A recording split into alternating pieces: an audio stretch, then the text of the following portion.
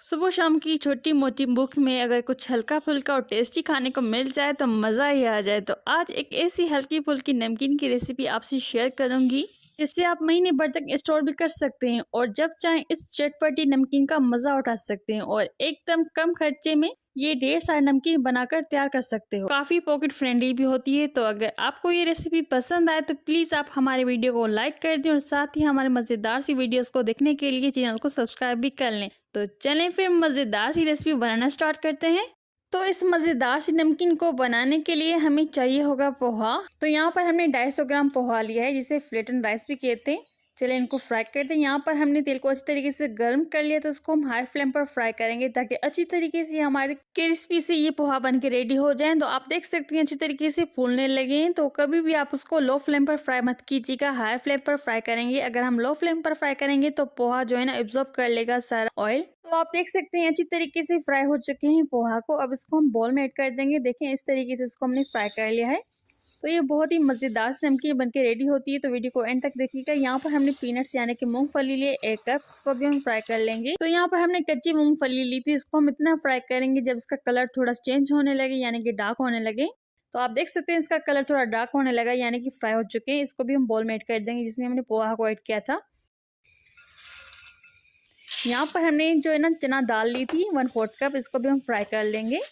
अगर आप चाहते हैं कि आपकी नमकीन जो निम्को है वो बिल्कुल भी ख़राब ना हो, काफ़ी महीने अरसे तक चल जाए, तो दालों को अच्छी तरीके से धोने के बाद उसको भिगो के रख दीजिएगा आधे घंटे के लिए। इससे पहले खुश कर लें फिर इसको फ्राई कर लें। इससे जो दालों की शेल्फ लाइफ है ना वो बढ़ जाएगी। आपकी नमकीन जो है ना काफ़ी अरसे तक महफूज रहेगी, फ्रेश रहेगी।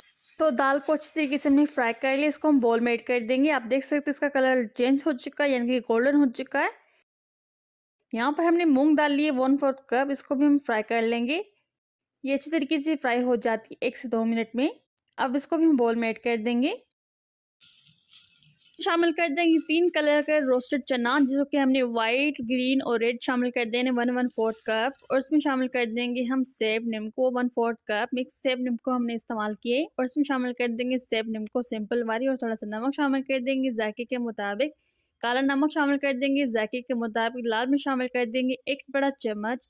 और इसमें हल्दी शामिल कर देंगे आधा बड़ा चम्मच। धनिया का पाउडर शामिल कर देंगे इसमें आधा बड़ा चम्मच। चाट मसाला शामिल कर देंगे 1 बड़ा चम्मच। सबको अच्छे तरीके से मिक्स कर लेंगे। तो ये हमारी मज़ेदार सी चटपटी सी चटखारेदार सी निम्को बन के रेडी होगी। अच्छी तरीके से सबको मिक्स कर लेना है। तो है ना सिंपल और आसान सी रेसिपी। तो आप इस मज़ेदार से निम्को को ज़रूर ट्राई कीजिएगा और बनाकर एंजॉय करें फैमिली फ्रेंड के साथ। तो ये रेडी हो चुकी है स्टोर करने के लिए।